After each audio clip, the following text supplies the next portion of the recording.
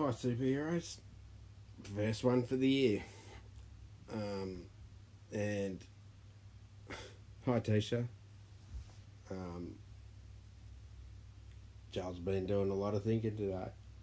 Um, so, today, basically, I've been thinking about irrational versus unreasonable and what the differences are because although they are very similar, they are in fact different in ways also. So I just wanted to jump on and talk to you a little bit about that. Now, basically, the definitions would see someone that is considered to be unreasonable as somewhat uncooperative. Hi, Tammy. And someone that is irrational, and I myself have been caught in quite a few irrational headspaces in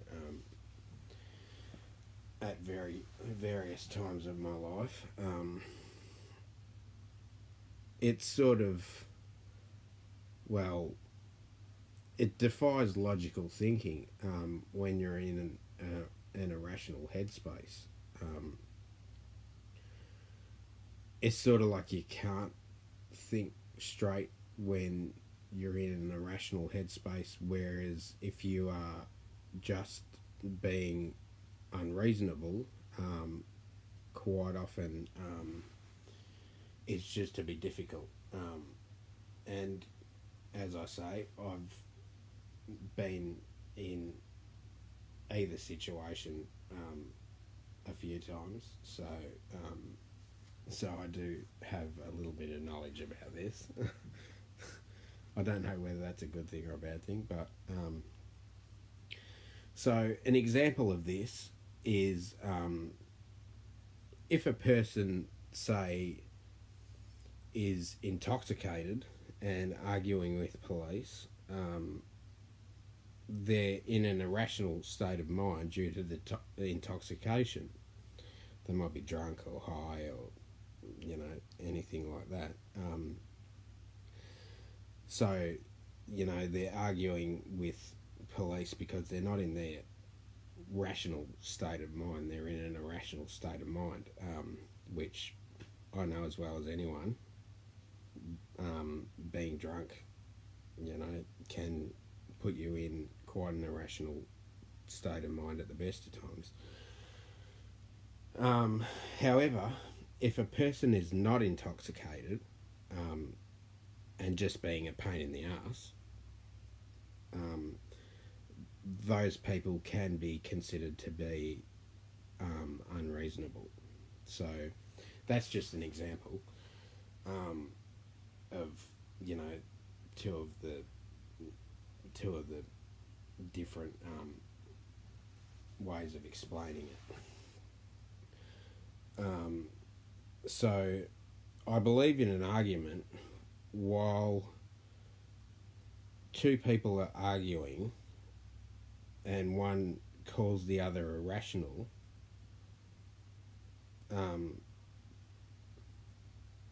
that person that actually throws out that we might be being irrational is actually being unreasonable, because quite often people will do this in a situation where they feel that they want to be right, but by doing that, they're being unreasonable in the way that they're actually just not taking in our point of view. So basically, they're just being a pain in the ass. Whereas with the irrational, If we get ourselves into an irrational headspace where we're actually not thinking clearly and there's shouting and stuff going on, we may just be trying to figure things out in our own mind, somewhat. So, yeah, that's another example. Quite often, too, when someone will call us irrational, it's, basically a nasty gesture that someone might throw out. And again, that person is being unreasonable because of a heightened sense of ego, because they have to be right. And I love the quote that says, people often argue to find out who's right and not what's right, because it's so true. If people actually argued in more of a debate sense, where they're actually trying to find positive solutions and work together to do it that way, it would be a more constructive way to work out what may be their differences. So, yeah. Also, in an argument sense, both parties could be considered to be irrational, because when we argue, I myself don't believe that, I don't believe in arguing in any sense. And I do believe that when two people get into an argument, it's usually about something that's not even worth arguing about, and some people, in situations like that, I guess in certain ways it could be considered that they're both being somewhat irrational, because, as I say, we shouldn't argue in the first place. We should be able to find positive solutions to things before it actually escalates into an argument. And that goes back to the unreasonable thing. I believe that a lot of arguments start because there's always one person that can, well, as I say, they argue, a lot of people argue to find out who's right, and that just doesn't work, because it's not who's right, it's what's right. And that's where people get themselves into a bind. And it just, arguments just make things escalate, and they don't get us anywhere. So, I've been thinking a lot about this today. Among other things, I've had a lot swimming around in my mind today. So, irrational also in an argument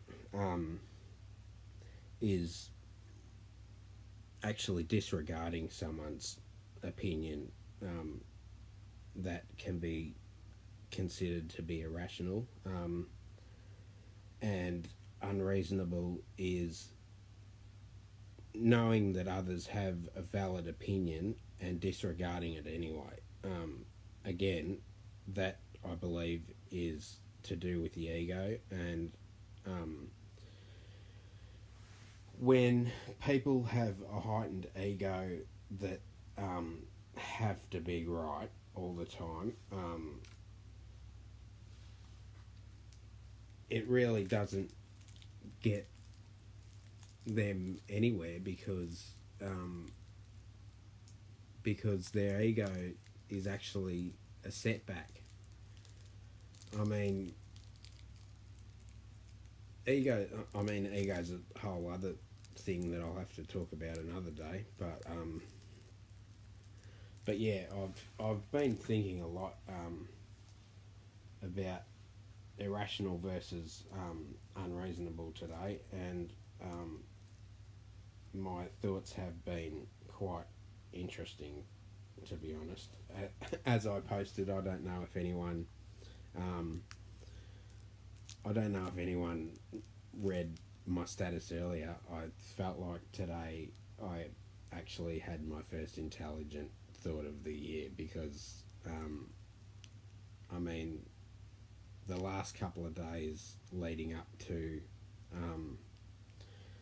the new year were sort of a little bit rough, and I didn't feel like I was using my brain to its full capacity, and that happens to the best of us. But that goes back to, irrational and unreasonable. My brain, I think, while my brain can have the odd irrational thought every now and then, it can equally be unreasonable. I've always said my mind has a mind of its own. Hi, Barbara. I've always said my mind has a mind of its own, and how true that is, because a lot of the time when I'm thinking any thought at any given time, I've just got to let it do what it does. And I'm getting a lot better at managing my thoughts now, because I've been writing a lot of stuff down, and I haven't really been journaling as much as I should, but I have been a lot better with the notes and writing stuff down, because while my brain can be quite irrational and unreasonable, it is also equally quite as forgetful. I can have a thought and just at the drop of a hat forget what I'm thinking about, so writing stuff down helps. It's sort of the brain. The brain, I've always said, I find not only my brain but everyone's brain, because as I say, everyone has their own thoughts and ideas, and I believe that everyone's thoughts and ideas are equally as valid as the next person's, and that is what makes us all unique. So yeah,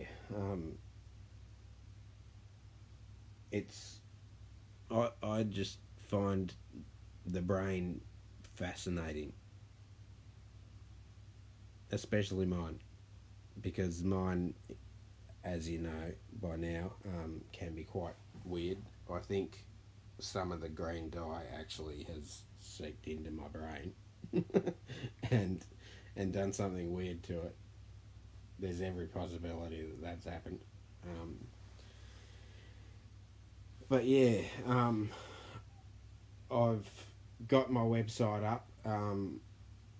If anyone hasn't visited my website yet, I will post the link in the comments. I'll post my YouTube channel.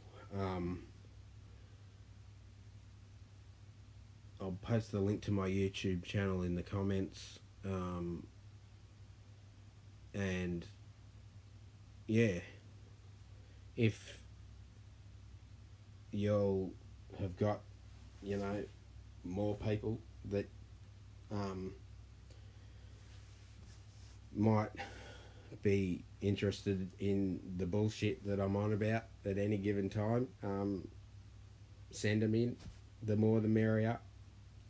This is a happy place for us all to have a brain party. um, I I mean, yeah, it's a happy place. Our little group with lovely people, um, and yeah, everything's good. Um, so, with that being said, I hope everyone is having a lovely day, or evening, or night, or morning, whatever time space continuum you might find yourself in. I love you all, and peace, love, and unity.